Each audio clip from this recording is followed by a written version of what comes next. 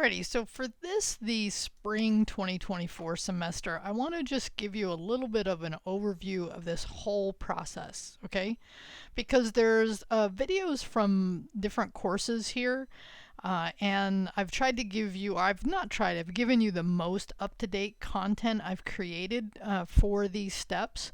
But in general, there's going to be stuff you're going to do out on GitHub. Okay, so you've already given me your GitHub username. I'll talk about that here. So step 1, you complete right on GitHub. Then step 2, you're going to complete on your local system. Okay, so you'll do some installs of VS Code and Git locally.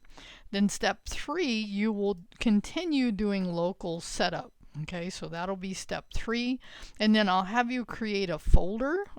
Now, I wouldn't know if you did this step or not. I really just do this as a suggestion for how to keep things organized.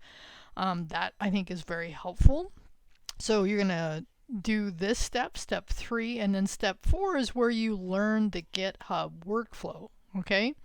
Now on this GitHub workflow, you have this one time. You only do this one time, and you do these steps multiple times. Every time you code, you'll do these steps. So you'll get very familiar with this process. And this one you only need to do once.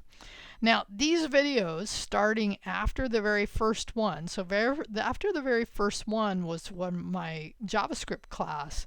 That was from last semester, but all the other videos here are actually from this semester, but from my 82 class, okay?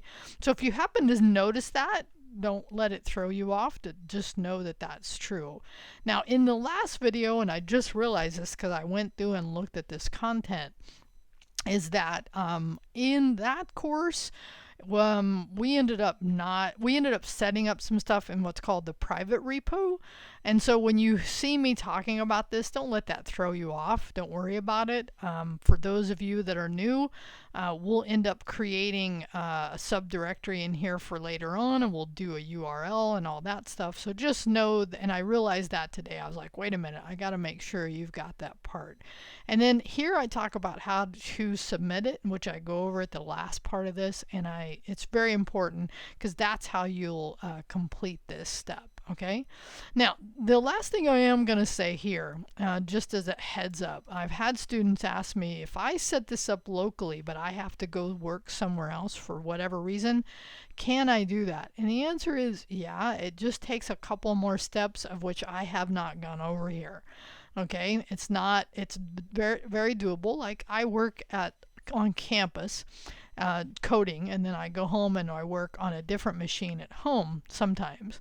And so what I have to do is I have to complete this last step, this workflow step. I have to add a couple of things to it. So if you're in that situation, come talk to me.